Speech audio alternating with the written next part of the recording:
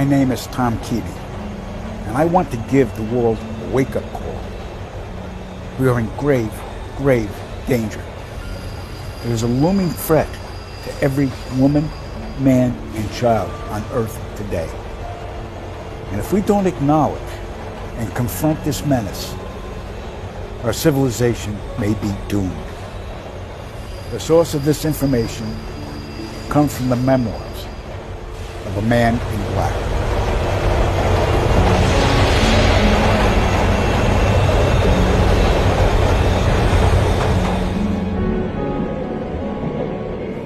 The memoir names names, important people, a lot of them in high-level positions.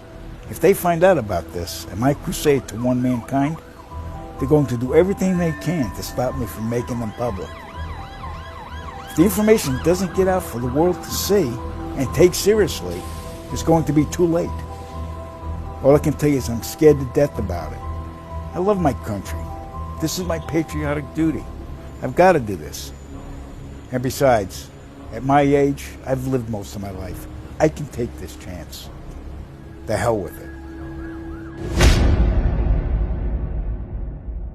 My name's Tom Keating, and I'm originally from New York City. I went to Pace University, and after that I spent 4 years in the Marine Corps. I'm a Vietnam vet. Here I am in North Hollywood, and now I'm retired.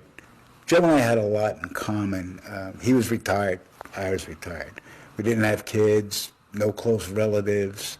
Now, Joe was a recluse, but even so, he started to open up and confide in me. And I got to thinking of him more as a brother than anything else, and we became kindred spirits. Joe was diagnosed with brain cancer in 2013.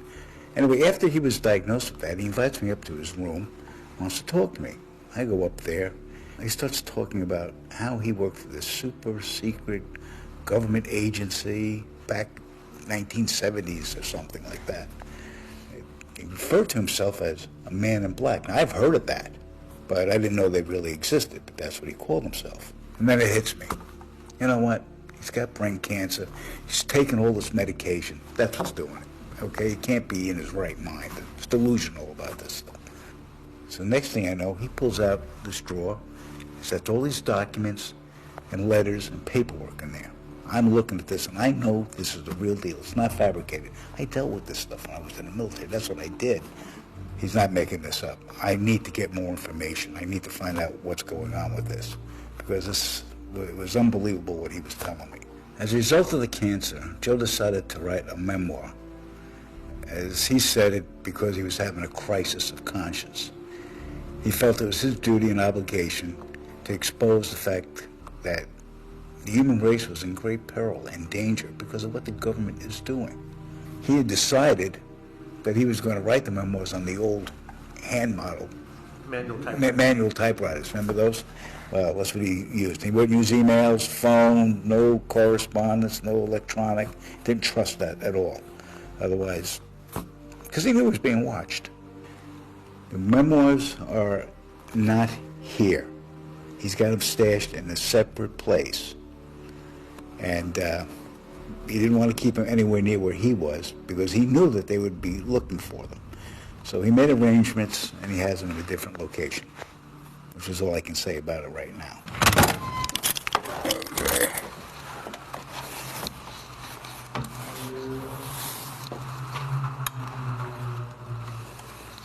So tell me about what this is. Okay. Joe has a storage facility, but his memoirs are not in his storage. It's been searched thoroughly. It has not. When Joe died, I came down, and here you see, nothing here, gone. But I know the memoirs weren't there. Where are the memoirs now? Well, I'm not going to be able. I can't tell you that until I get a little bit better, make sure you're right, and then we can talk about that a little bit more. But in the meantime, and that's also for your protection, by the way, as well as mine. If you know where they are, guess what? They're going to be after you, even if you're not. And they know Joe and I were tight. They know we talked a lot. So they're going to put two and two together, I think. I don't have the training and the knowledge like Joe had.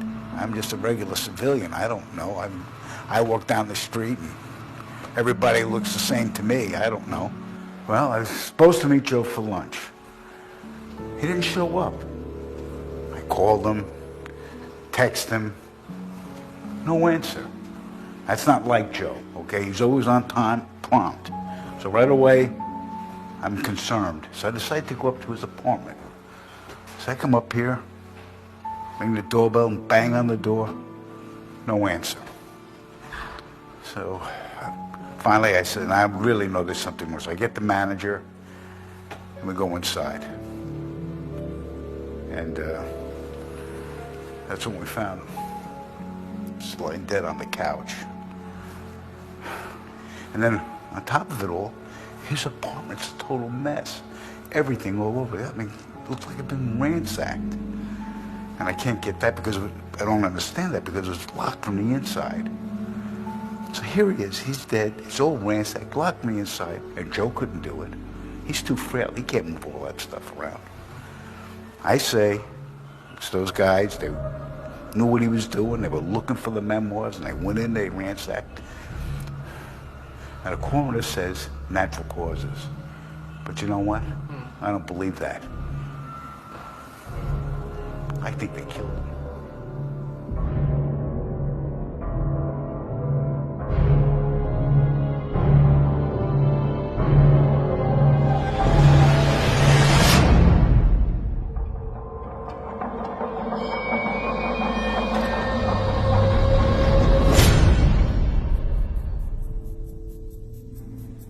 I don't feel safe anymore. I get the feeling that I'm always being watched. So I travel to populated areas. It's the only way I can focus on my strategy to release the memoirs in the right way. Every day I'm reaching out to publishers, bloggers, conspiracy sites, trying to find someone, anyone who will take this seriously. Trouble is, the second I mention Man in Black, the door closes on me. I don't think most people think they ever existed, only in the movies. I'm getting desperate. I feel the walls closing in on me. If I'm going to do this, I got to do it fast. Because if anything happens to me, nobody will know what lies ahead.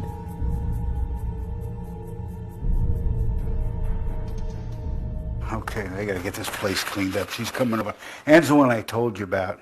She doesn't approve of this whole thing. She doesn't like it at all. I met Joe through her. She knew Joe before she knew me. He needed a place to stay, so she knew there's an apartment in this building. So she's the reason this whole thing happened. If she hadn't brought Joe over here, I never would have met him and never would have had this situation. Yeah, hi, sweetie. How you doing? How are you? Oh. And this is Robert Colson. He's the documentarian that's doing the film. So, Nice to meet you. okay, Hi. he's going to be asking us all the questions. So if it weren't for me, Joe and Tom never would have met. Yeah, there was something about him. He seemed to have this dark side which frightened me. I've always been taught that I should follow my intuition, and this just didn't seem right. He could release them anonymously if it weren't for this documentary. Now, I know that's your job, and I respect you for that, but why does Tom have to be in it? As long as it's out in the open, it doesn't make any sense for them to do anything to me. So that's the reason why we've got to do it this way. It's actually protecting me. I don't see it that way. As long as I have them. And you have them. Yes, Please. I'm good. Everything's good. I'm sorry. I have to go. I can't explain it to you. I had this dream the other night. I can't forget it. I was on this table, white table. The room was completely white all the way around me. And I couldn't move my hands, my arms, my legs. I felt paralyzed. I just couldn't move. I'm just lying there, in this white room. And all of a sudden, this figure appears, a man. He was in a dark suit. He was speaking at me, but I couldn't understand what he was saying. it sounded like he was, like when you hear people talking underwater, and it just felt like I was drugged. I felt drugged is what it was. He takes his glasses off. He had these sunglasses on. And his eyes were all black. I can't help but feel it. It was some kind of a message. The dream was trying to tell me something that's just haunting me. Now, well, here's the bad news. You know, Ann puts my name in a search engine every day because she's worried about me. So today, this link pops up. Look at this thing. This is from that documentarian that I hired before you. He says I owe him money, which I do not. And so he posts this thing. This is a big, big problem for me. Burbank, California man named Tom Keating, who befriended an ex-man in black in the last years of his life. Oh, yeah. Great. Just what I need. My name out there for everybody to know. Burbank, California man to unveil memoirs of an actual man in black. Documentarian Eric Hayes, that's the idiot, reached out to us with a story that could blow the lid off the lies and secrets the government has been concealing from us all these years. Hayes claims to have worked on a documentary about a Burbank, California man named Tom Keating, who befriended an ex-man in black in the last years of his life. Following his 20 years of service as a silencer, the retired operative changed his identity and became known as Joseph Spencer. Keating, the subject of the documentary, inherited Spencer's memoirs following his death. The explosive journal not only details his professional life as a man in black, but also names high-ranking individuals within our government and military. They also reveal accounts of the murders of noted ufologists, UFO witnesses, whistleblowers, abductees, and more. Hayes claims that the most shocking aspect of the memoirs is the revelation of the genocidal global cleansing that has already gone into effect, courtesy of the United States government and an elite secret society that rules every aspect of human existence. Hayes saw the memoirs firsthand and is convinced they are real. The real question to be asked is not when Keating will release this holy grail of conspiracy disclosure, but rather why he hasn't done so already. Why don't they just sign my death warrant? I mean, now everybody's going to know who I am, and these men in black pals of Joe's are going to come after me, I bet you. So I don't know what to do now. I think I should just send the memoirs to these guys and let them just go ahead and publish them and just be done with it. And once they're out, I'm good. I'm fine. I don't have to worry about it. See, who are these guys? Top Secret Exposed.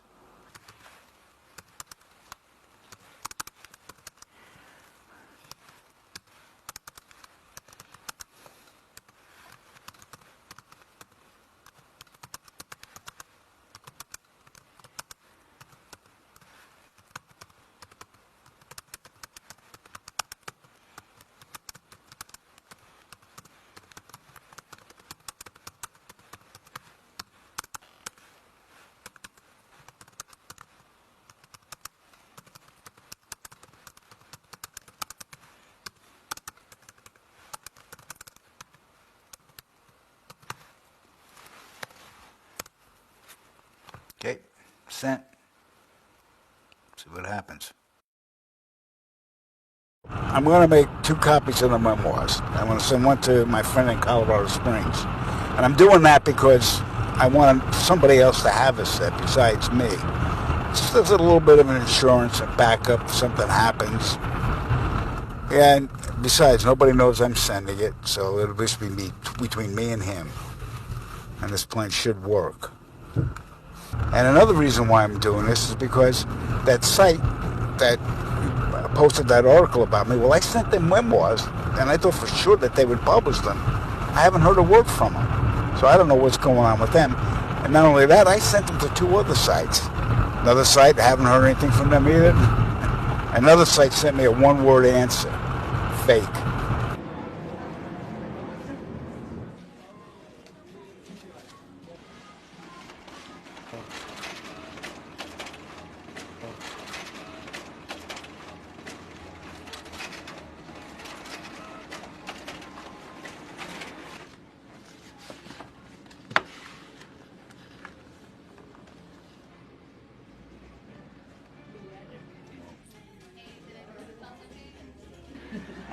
Happy birthday to you. Okay, thank you. Here I go. Happy birthday, honey. Okay. Brother, he just came for my birthday. He's going back to Vermont tomorrow. Hello, brother. Yeah, hey. His name is Michael. Nice to meet you. Hi. This is Claire. Hi, Hey, nice Claire. to meet you. And Nice to Ben. meet you. Ben has been. Ben. One of my favorite holidays, occasions, is Ann's birthday. Because not only does she get younger, but she gets better. I appreciate how much you care about me and putting up with some of my crazy things, which I hope will soon be over. I hope so too. Okay. Yeah.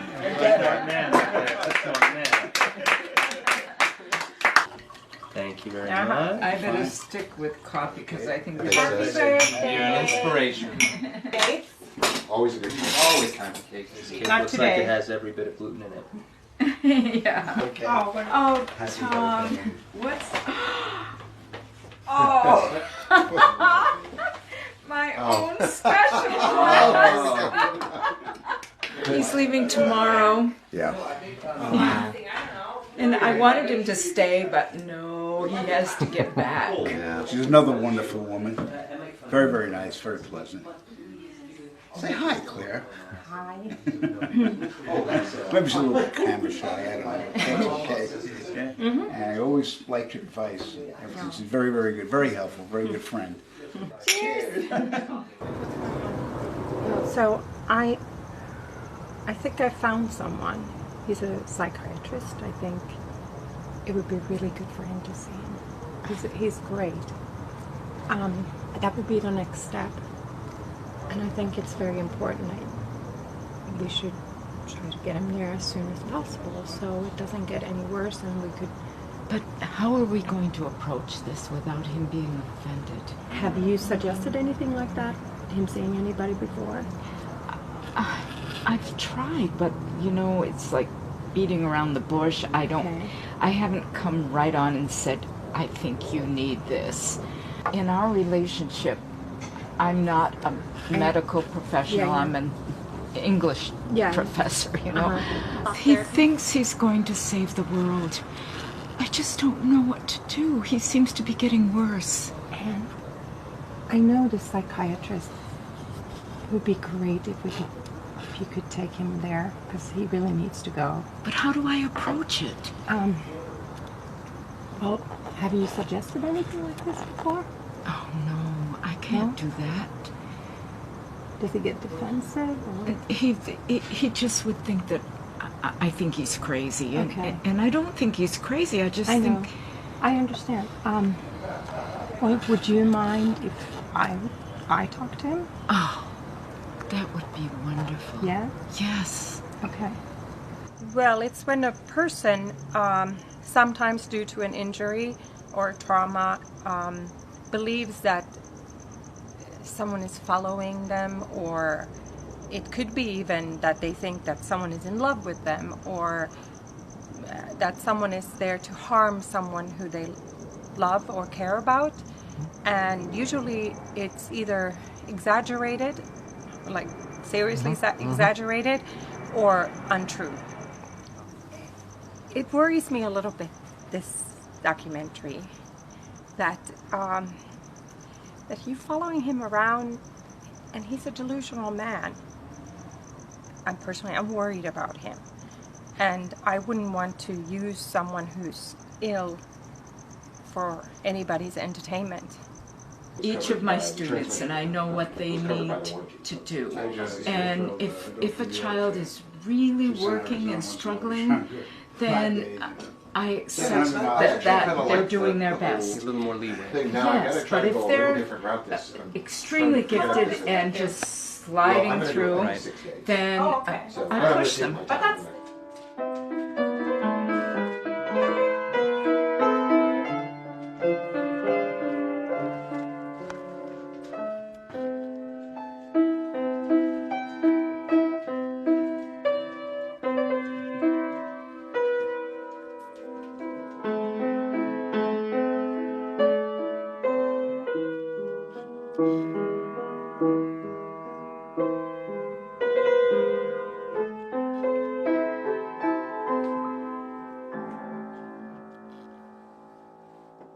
Yay! All right. Beautiful.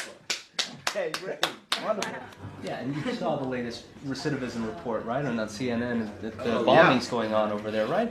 And I mean, okay, it's a little nuts, but if you think about it, if they're out there and the drone strikes are going on, and we know we're 3,000 miles away, we don't know what's happening. Yeah. Who knows what's happening here? So we don't care over here. So you don't know what's going on right above the house, right? It's 100 miles above. It could be microphones picking up what we're talking about. So I'm sorry. I didn't mean anything by it. It was the dog. It really was the dog. Oh, yeah, it was the dog. Who knows who That's he's right. reporting to, right? Yeah. I mean, Yeah, listen, it's not funny, you know. The government really does stuff like this. You guys just don't really understand, okay? no, I of mean, course they do. if you only really knew what's going on. You don't really know, okay? And we're all in very grave danger. This is not a joke. You don't understand what this government is doing. If you only knew. Tom. Come on, sweetheart. Sorry, I didn't mean anything by it. It's okay. He's just tired. Sorry, It's been a really long day. It's late, and right. He had some wine. Yeah, you know. well, Yeah. just- You know, some people get cranky sometimes. Okay, he's all right though. I didn't Yeah, know yeah, what he's to say fine. or He's anything. fine.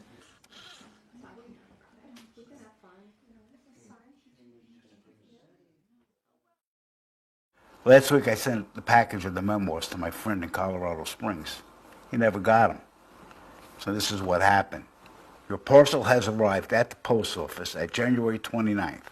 Our courier was unable to deliver the parcel to you. Like I said, I don't know how that's possible. He's retired, he's there all the time. To receive your parcel, please go to the nearest office and show this receipt, which is exactly what he did. So he goes down there, and the clerk behind the counter says that somebody already picked it up. I don't know how that's possible because it's in his name. Now, my friend's home all the time. He's retired. Okay. So there's no way he could not be there. Yeah, well, I think it got intercepted. I'll bet anything on it. I'm sure that those guys are on to me. There's just been too much stuff happening. This is just another thing. And not only that, that website that published the article about me, I sent the memoirs to, can't find it. Here.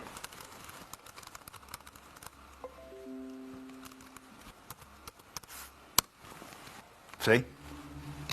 That's the site. See what happens? It's not there anymore. I sent them the memoirs. Now I can't find them. I don't know. That's just another sign of what's going on. There's somebody hanging out on the corner over here watching me all the time. Knocking on my door, I get phone calls, strange noises, you name it. Nothing I do seems to work. And they seem like they know exactly what I'm going to do, when I'm going to do it, and they stop it somehow. Like Joe told me, I mean, these guys can do anything. They got all sorts of money, they got all sorts of equipment, sophisticated technology that we don't know anything about. And some of the stuff I read in their memoirs, it's entirely possible. I don't know, maybe Ann's right. Maybe I'm just batting my head against the wall. But I can't quit now. I'm too far in. So I'm going to send it to you again, but I'm just going to bet the same thing is going to happen. But this time, let's just be right on it. Be there before they have a chance to give it to anybody else. Let's try that. All right, thanks. All right, Jim. All right, see you later. Now I got to worry about him. Because if they know he's going to get it,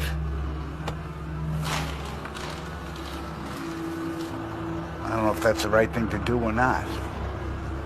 I don't even know if I could be putting his life in danger if I send it.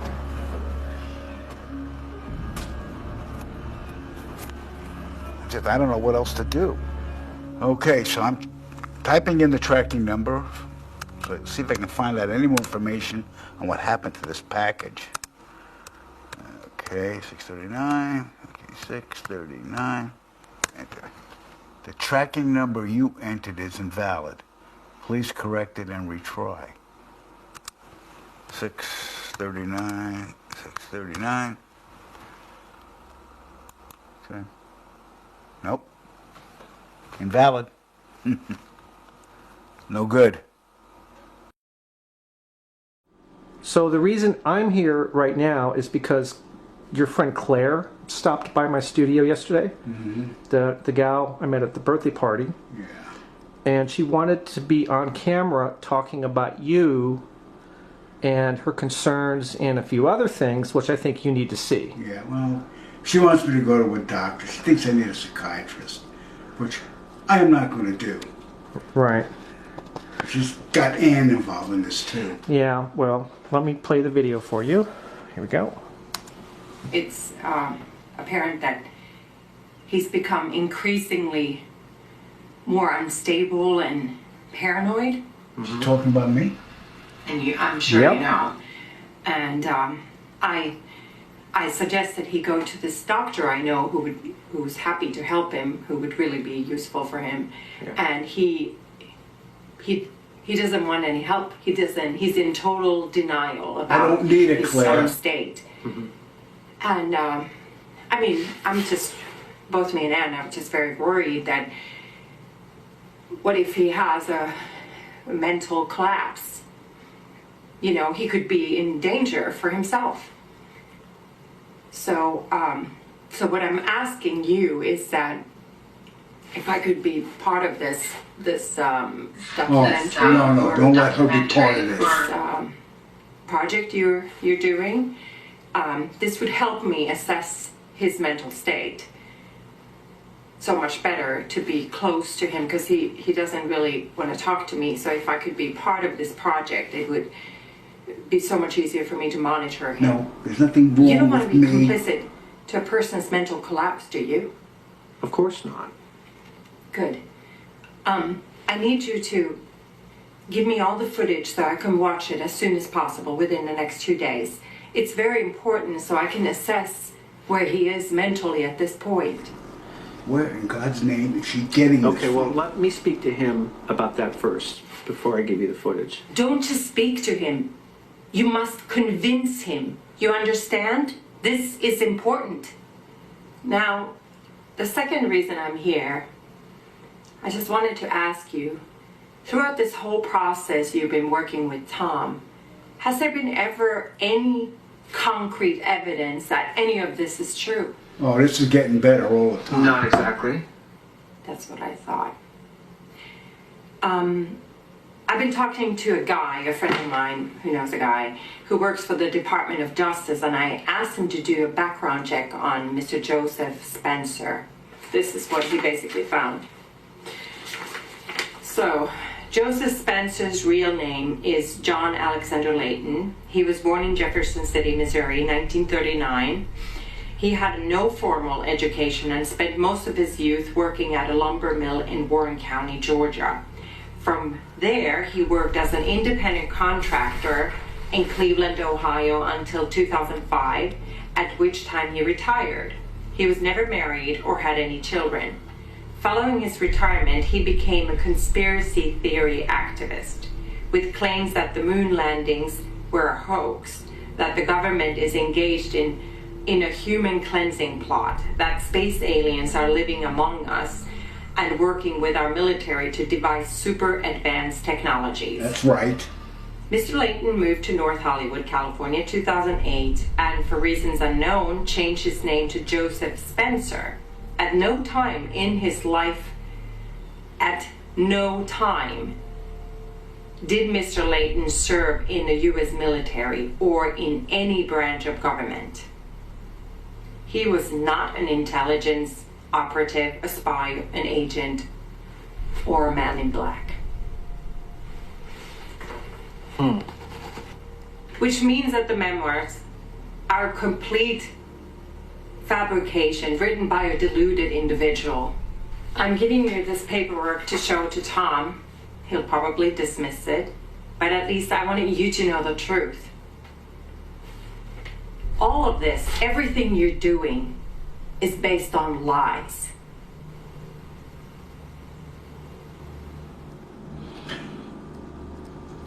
So, this is the background report she gave me to give you, and I think you need to look at that and tell me what you think.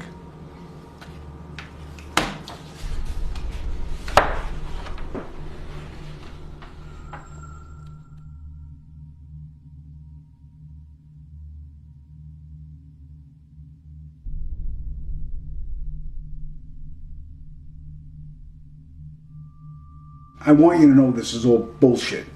I mean, does she really think the Department of Justice is going to release classified information on one of their covert agents to a common civilian? One thing Joe said was that all the men in black had their past histories completely wiped out. A clean slate. His bogus report proves that. I mean, Claire is so naive. I was in the military. I saw classified documents, reports, communications.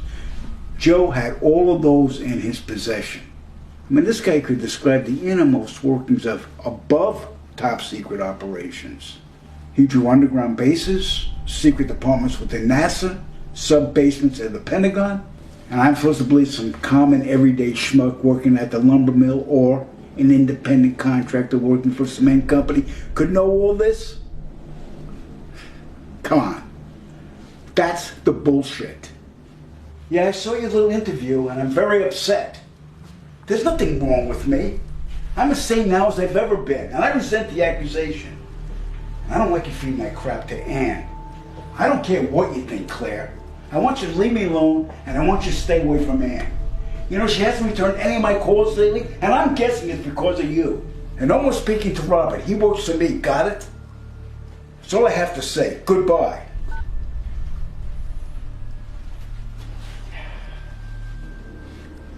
I'm sorry, Robert. I think you should go. I want to be alone for right now, okay? Yeah, no, that's fine. I'll give you a call tomorrow. Okay. All right, I'm ready to show you the memoirs. Okay. Now we're going to go to an undisclosed location. I'm going to take my vehicle, and you're not going to know where we're going to go, okay?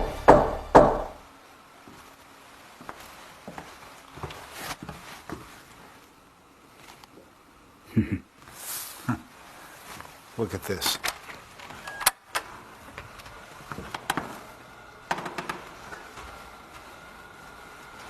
Oh, that's weird. Uh-huh. That's the second time that's happened. Nobody. No one?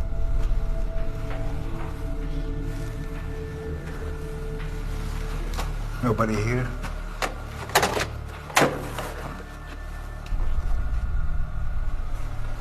How could they knock that fast and disappear like that? You tell me. All right, let's go. Let's go. So I've selected portions to read off. We'll do the vital stuff today and more tomorrow. Okay. Okay, here it is. My name is Joseph Spencer. From May 1970 to October 1997, I served the United States government as a top secret operative, but not in a category that is commonly known or understood. I was known as a man in black. Following 7 years acting as a counterintelligence agent for the CIA, I was recruited for a new assignment that entailed working within above top secret operations. I was aware of the black budget projects, but never knew the context of them due to their high level of secrecy. Even the president was denied access to their inner workings. Annually, billions of dollars are poured into black projects, which operate without any supervision or intrusion. They have full autonomy. The operations deal primarily with advancing military technologies, most of which have been reverse engineered from recovered alien spacecrafts that had either crashed or were shot down by our military. The public, sadly, will never, ever have knowledge of these operations. This transition in my life happened in 1970. The senior black project director was William T. Latham, who had worked under CIA Executive Director Richard Schlesinger. Latham stated that I was the perfect candidate for my new position. I was a foster child, and I had no connections to existing relatives. I had no friends or social life. It was easy for them to erase my past and provide me with a new identity. I gave myself to them as a priest would to his God. But first, my mind had to be erased. I was injected with various forms of mind-altering drugs, LSD, heroin, mescaline, morphine, sodium pentothal, and more. Drug-induced hypnosis followed with antegrade and retrograde amnesia. The goal was to program me to do two things: kill and forget. After 9 months of programming, I had become a man in black. What I later discovered was that not all the men in black were human. About a third were alien hybrids. Their distinctive feature was the absence of whites in their eyes, giving the impression of empty eye sockets. This unsettled me, and it took months to adjust to the reality of alien integration. My assignments largely dealt with UFO sightings and crash sites. In August of 1971, I witnessed my first UFO crash site just north of Edwards Air Force Base in California. Inside the craft were 3 grayed humanoids, 2 dead, 1 still alive. Also in the craft was a human female abductee. The alien humanoids were transported to the base, but 2 witnesses had arrived before us and took several photographs. The first surrendered his camera, but the second fled. When we apprehended him, he resisted, and I was ordered to silence him, which I did. The killing of witnesses was executed with a wand that acted very much like today's taser. But the voltage from the wand would cause immediate cardiac arrest, and the victim's death would be attributed to natural causes. We silenced countless victims, not only men, but women of all ages and even teenagers. The following day, after each kill, our memories were reset, so we would have no recollection of the murders. A good majority of the victims were ufologists and whistleblowers. Among the ufologists I personally silenced were Paul William Cooper, Milton Vigay, Claude Monroe, Anthony Vargas, and noted documentarian Samantha Willis. When my wand malfunctioned with Samantha, I resorted to strangulation. She fought for her life for almost 2 minutes. In recalling this act, I stared into her pleading eyes for the entire duration with absolutely no remorse, guilt, or feelings. That was how effective the mind conditioning was. And it's her face that haunts my dreams more than anyone's to this day. So they stuffed out a documentarian. Yep. Well, that's not good to hear. Yeah. All right, we're going to move on. In 1954, Dwight Eisenhower signed what's known as the Granada Treaty with the alien gray race. In exchange for shared alien technologies, the Greys were allowed to abduct a number of humans annually for medical examination. The Greys also demanded anonymity from the public. A short time later, human technology took a giant leap forward with circuit chips, fiber optics, and lasers. The Granada Treaty is still active today, but the number of human abductions has increased, despite objections from the world governments. Now, the really interesting part. Every year, at least 8 million children go missing in the world.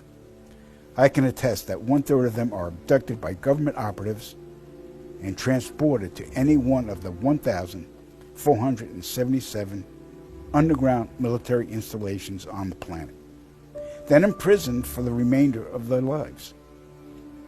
The children are subjected to biological and genetic experiments, dissections, and mutilations performed not by human scientists, but an alien gray species. During my stay at the Vanguard Underground Base north of Phoenix, Arizona, I witnessed many of these procedures. Because there was no form of anesthesia administered to the young patients, the halls reverberated with the screams of tortured children from morning to night. The ones that perished were incinerated in the installation's crematoriums. My point of contact at this base was Lieutenant Colonel Charles T. Leninger, and he was a human alien hybrid. And get ready for this. In 1994, The World Population Summit in Cairo, Egypt, had 160 nations participate, where they all agreed that the human population was out of control and must be stopped because the world is running out of resources. An agreement was formed that would mandate the reduction of humans from 6 billion to 800 million by the year 2030. This meant finding a method or methods to wipe out nearly 95% of the population. Solutions were discovered, investigated, tested, then created, and have been in full force since. The procedures have been inflicted onto the human race are as follows. 1. Toxic levels of chemically enhanced fluoride have been secretly added to our drinking water over the last 20 years in every city and community on the planet. I personally oversaw the delivery of fluoride barrels to Denver, Chicago, Tampa, and Minneapolis water departments. The adverse effects of fluoride poisoning to the human body are numerous and debilitating. The effects to children is damage to their neurological development, among other serious ailments. 2. Man-made viruses and diseases. The AIDS virus, which was a designer byproduct of the American Disease Institute, was distributed through vaccines to the public in 1980. Instituted as a preliminary population control tactic, the results were successful and led to more lab-produced viruses that have since been unleashed onto the public. Among those is the development of a mutated version of the common flu to replicate the 1918 influenza pandemic that killed 40 million people. The first strain of this new flu virus will be released to the public in late 2017. So if we see a flu outbreak in the late 2017 or early 2018 that's killing people, we'll know this is true. Right.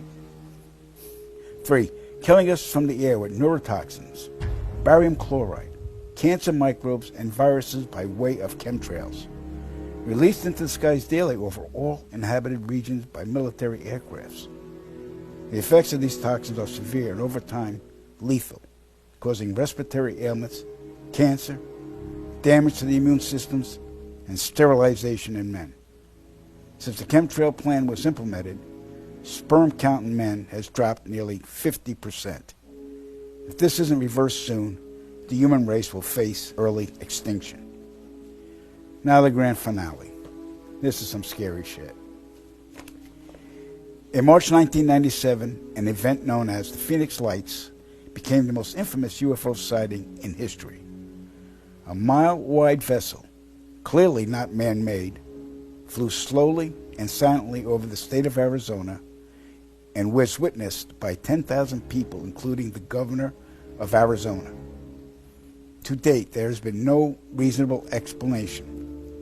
But for every witness interviewed, the craft was as real as anything they'd ever seen. Their lives were transformed. They now believe that we truly are not alone. However, there is another truth, for I know what they really saw. In 1986, while stationed at an underground installation near Boulder, Colorado, I was introduced to Project Skybeam by Lieutenant General Andrew Garris. I was then led down a corridor and into a large hangar where a stealth bomber hovered only 20 feet above me. I stood there confused. Then Garris looked over at me and smiled, then asked if I was certain of what I was seeing. I replied, of course. What else could it be? I was then shocked to find out that this wasn't a real craft. It was a projected hologram. Since the early 1950s, scientists have been developing holographic technology, and over the years improved it to a state that we can only imagine. As I stood there staring at the bomber, which looked so absolutely real and solid that I could reach up and touch it, I contemplated the possibilities. What if this projection was 1,000 feet up in the sky? How would anyone know that that was an illusion? The Phoenix Lights craft, witnessed by 10,000 people, was the first grand-scale skybeam test upon the public. It succeeded beyond expectations. In October 1938, Orson Welles unleashed his War of the Worlds radio broadcast to the American public. It was so realistically portrayed vast portions of the population went into panic. Terrified citizens scrambled to evacuate their cities in droves. America had been easily tricked by very simple means. To amplify this response, those who are truly in power of not only our country, but all the countries on the planet, and who are the true purveyors of the depopulation process, have formulated the final stage of their sinister plan. In the year 2024, a global event will alter the course of mankind's future. The world will stand witness to a massive alien invasion. Thousands of projected holographic alien warships will blanket the skies, sending people into a global panic. Real military crafts within the holograms will inflict actual damage to the surrounding areas to sell the gimmick. And as a result of the ensuing human chaos, a one-world government will immediately form without any resistance from the people. They will be the new world order. Once this happens, we as a people will be doomed to enslavement and accelerated depopulation.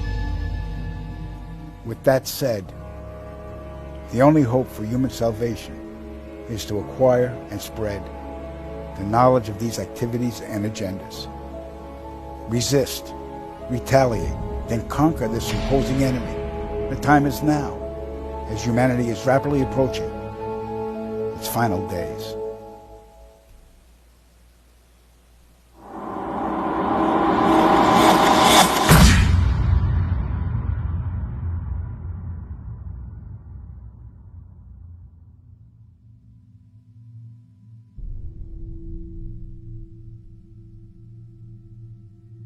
The knowledge of what's coming is taking its toll on me. I see all of these people living their lives, enjoying themselves, planning their futures, oblivious to the fact that it's all going to end soon. Here I am at a park where children are playing, and in the skies above, I can see the chemtrails, poisoning the air and slowly killing us all in plain sight. I've never felt so helpless. I want to scream out to the world, but I'd only be laughed at, ridiculed. When Claire said the memoirs were a fabrication, I secretly wished she was right. Then I could sleep at night. But I know, beyond a reasonable doubt, that it's all true. That Joe was being completely forthright. I saw it in his eyes. I heard the tremor in his voice when he spoke about it. It didn't come off as an admission. It was more of a deeply concerned confession. He was scared for us all. And that says a lot, coming from a man who was a government assassin. All right. Well, I can't get a hold of Ann. She's not answering her phone. None of my texts, emails, nothing's being answered. Even her sister lives in Utah, though, but she's been trying to reach her. No calls, no nothing. I'm going to have to go over there and find out what's going on because something's wrong. Something's really wrong. The car's here. What the heck?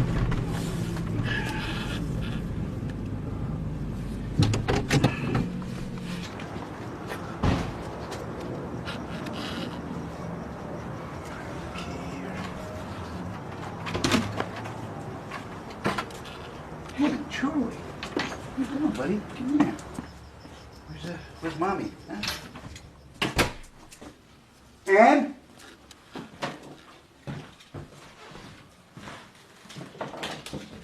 Ann?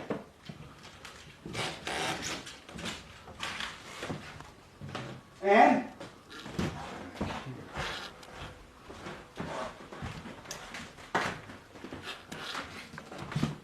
Ann?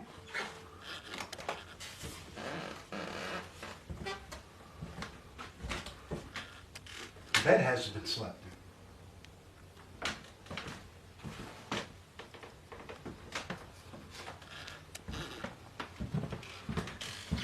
That's weird. Ann? Joe, where's Ann?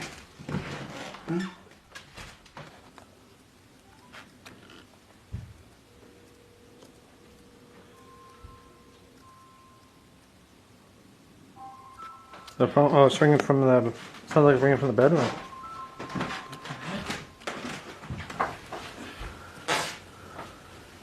This is her phone. Oh wow. What the heck is this doing here? Okay, it says something really wrong. Okay. I'm calling police. I'm calling police because File a missing persons report. Yeah. Wow. 911. I've called police are on their way. This poor dog hasn't eaten in days. Have you, Charlie? Well, come on, let's go. Okay. Come on. They're on their way. Police are on their way. Over here.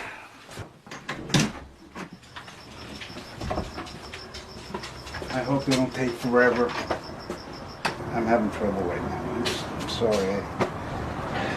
I know I hope to God nothing's happened to her over this stuff, these guys. If something happened to her, it's my fault. It's going to be my fault. I mean, stupid thing. I should have never let Joe talk me into this. Something's happened to her. And it's not good. I can tell you that right now. Well, we just left Dan's and the police took their missing persons report, but refused to go on camera for some reason. Yeah. Go ahead, tell them what they did. Well, as soon as they got there, they saw me with the camera and they walked over and told me to stop filming. And then they made me erase the shots I did of them and watched me do it on the spot. Well, I don't know about you, but I got a weird vibe from them. And did you notice when they first got there, the officer referred to me as Mr. Keating? How did he know my last name? Yeah, that's I only gave my first name to the 911 operator. Yeah. That's very, very suspicious, if you ask me. And I'm wondering about the guy in the back seat of the police car because he didn't have a police uniform on. Yeah, that's right. I couldn't get a clear look at him, but he was not in a police uniform, and he was definitely watching us. Yeah. So what are you seeing? I think we're being followed. Really?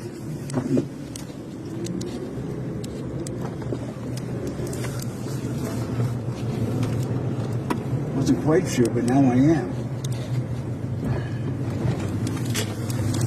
All right, let's see if he's following. Yep. Yep, he's following us.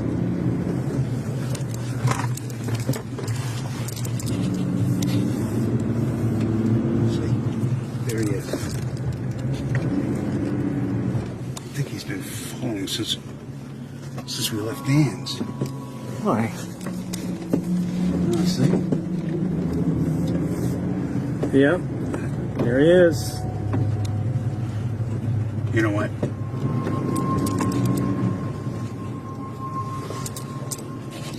I've had enough of this. He stopped. Hey! Why are you following me? Huh? Come on! Hey, come here! What are you doing? Son of a... I bet anything he knows what happened to Ann. Piss me off, the son of a bitch. Wow. Fed up with this crap.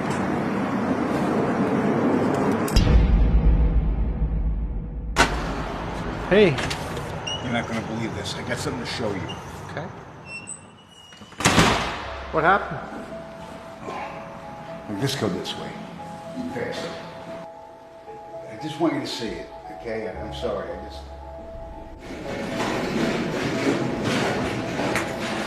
Well, it ain't good.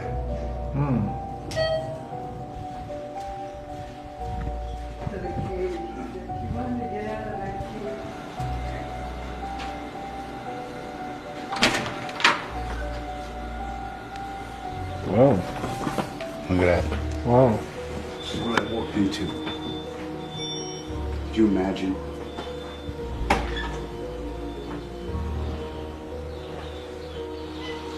Wow. Your place got ransacked.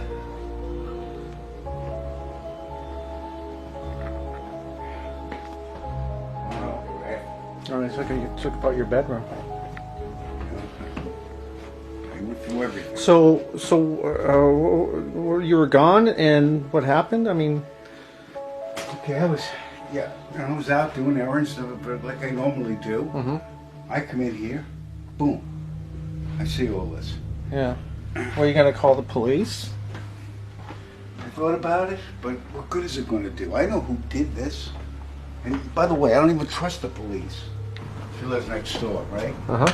She's saying, yeah, two guys walking around back here, back down around here. Oh, wow. Over back and around the alley. I went inside for a while, she said, and then came back out, and they were gone. And I don't know if anybody else saw them or not, I don't know, but I'll bet anything it's our friends.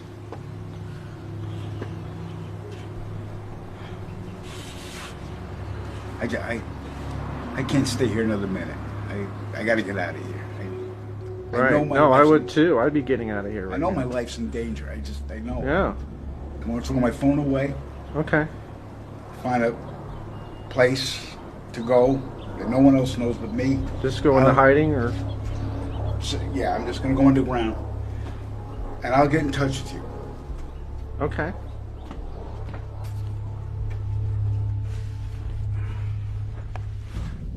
I wonder how they got in here.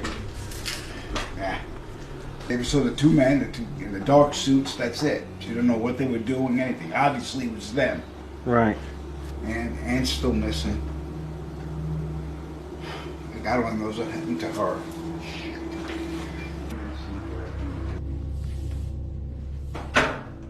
There's no sense in taking a chance. No sense in staying here, and for what reason?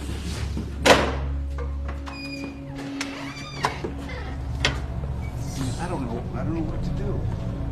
I think you're doing the right thing. I think just going into hiding and just laying low.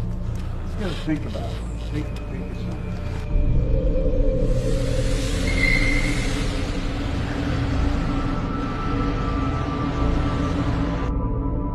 And you know that Anne's been missing, right? Yes. And now Tom has left town and you don't know where he is? I've had no correspondence with him, no. When's the last time you saw him? About 2 weeks ago. His place had been ransacked. Oh, come on. He did that himself. Either out of his own delusion or a stupid ploy to convince everyone why he had to leave because his life was in danger, right? That's how I understood it.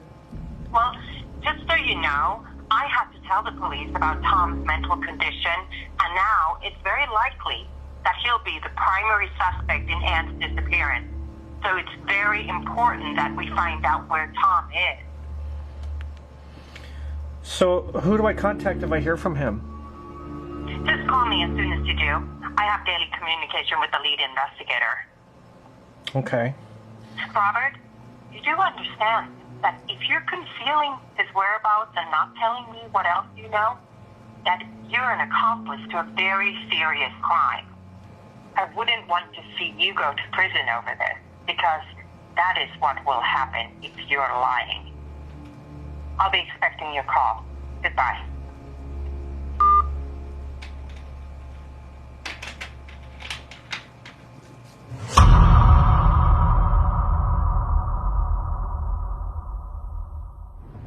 This is Harold Camillo speaking to you from the Jackson County Sheriff's Department here in downtown Pascagoula, where this morning we had an interrogation or interview with two of the gentlemen that reportedly sighted and were taken aboard a UFO late last night in the Goche area.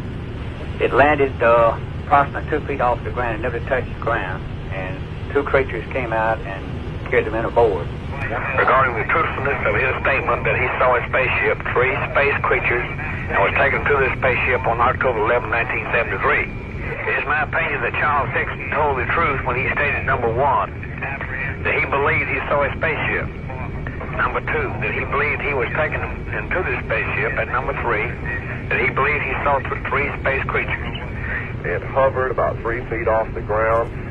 3 creatures They were described as about 5 feet tall with big eyes, pointed ears, wrinkled skin, a pale-colored skin. They had claw-like arms and feet, came out, and they hovered or floated. They didn't walk. They kind of floated out, just suspended him in midair with nothing to hold him up except that he was weightless. And they took this big eye-looking object and went over him. I guess you'd say like an X-ray, like you take an X-ray or take a picture of him. And it seemed something like a big eye. I keep referring to it as an eye because it was about size for a small baseball. In the end, it was focused toward me. It was a different color or different light. So once the craft deposited you and Calvin back on the bank, without any further ado, it just departed? It departed, that's right. It departed. The Air Force won't talk about those things. They didn't even want to talk, they didn't want to talk with us about it. Were you afraid during this entire thing? I certainly was, and I can explain that. Just normal fear is something that you expect here on this earth. But this was something that wasn't supposed to even exist, and it's fear that you can't even explain.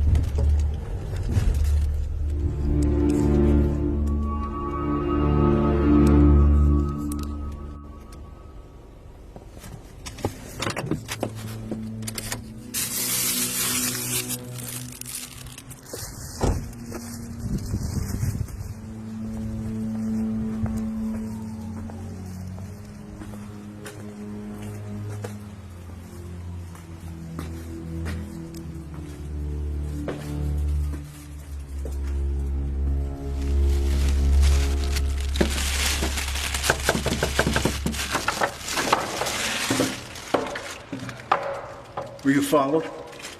No, I don't think so. I didn't see anybody. How about your groceries? Oh, thank God. Haven't eaten for 2 days. This is where you're... Wow. So there's no electricity here? No, they're renovating. Oh, okay. Whose house is this? Aunt's brothers. Oh, yeah, the guy that was at the party. Needed a place to hide out. I came up here a couple of days ago. I had to break into the place. Yeah. He doesn't even know I'm up here. Wow. Yeah, I just grabbed whatever I could. I was at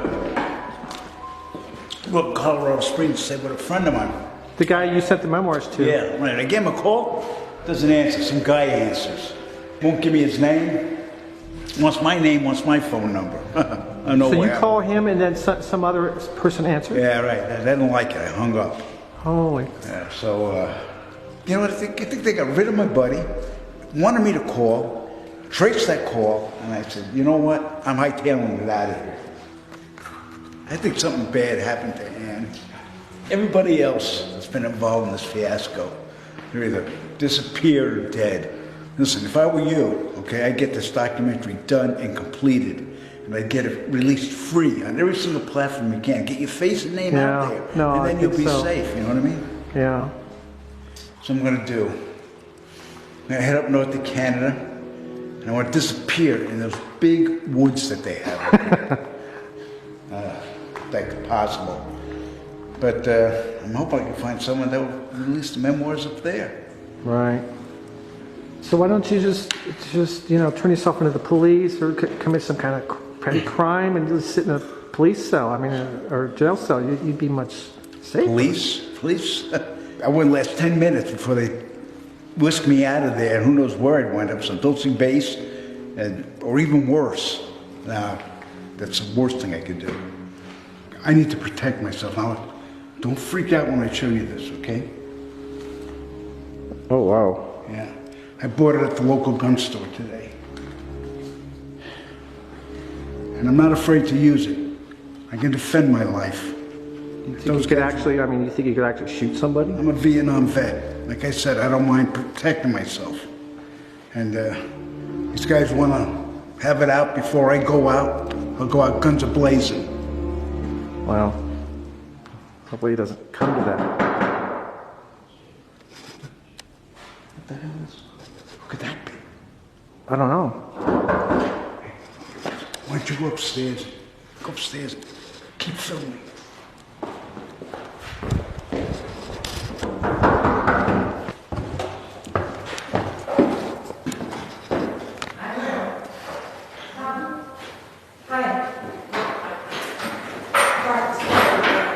I need to talk to you. What are you doing here? I need to talk to you about Anne. How did you know I was here? I followed Robert. Oh, great. So where's Anne? That's a good question. I have no idea. I've been looking for forever. Listen, you have to come with me. You crazy? This guy's out there trying to kill me. No, but if you don't leave, you're gonna be in trouble. Don't you understand? Hiding here will make you look guilty. Where's Anne? I didn't do anything to Anne. I'm trying to save my life. That guy's everything. Listen, it's very important that you trust me now.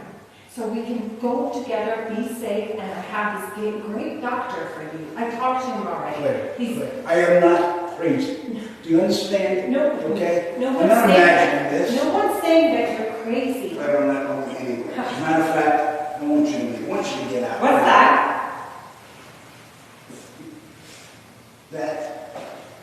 That is a world-famous memoir that everybody's been talking about. What's it to you? Oh, shit.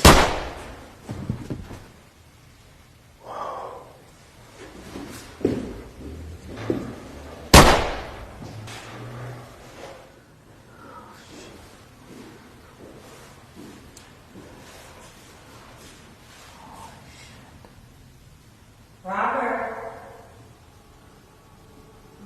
come on down.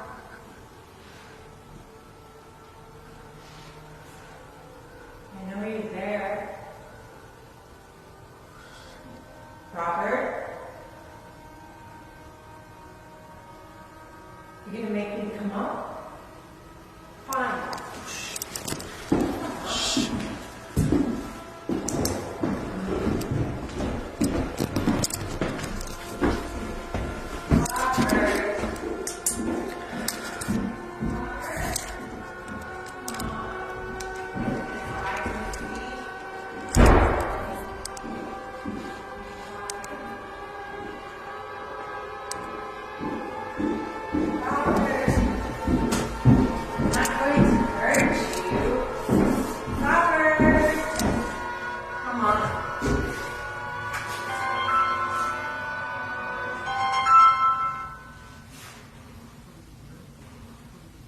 Yeah, I have it. I'll come down and open the door.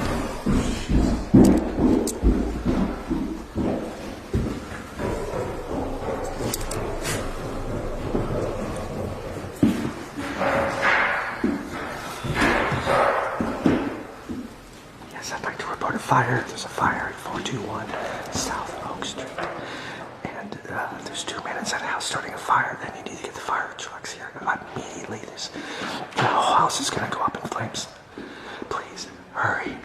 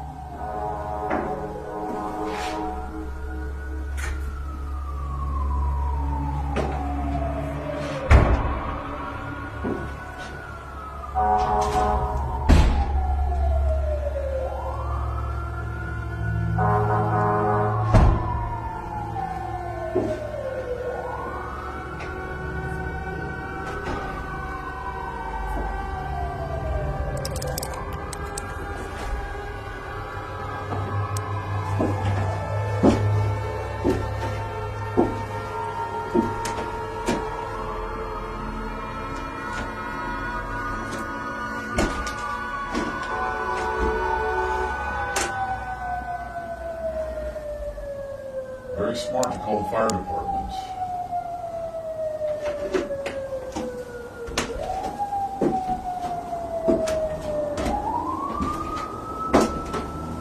We were at your place today. We confiscated your computer, your external drives. We have everything. There's nowhere you can run, nowhere you can hide.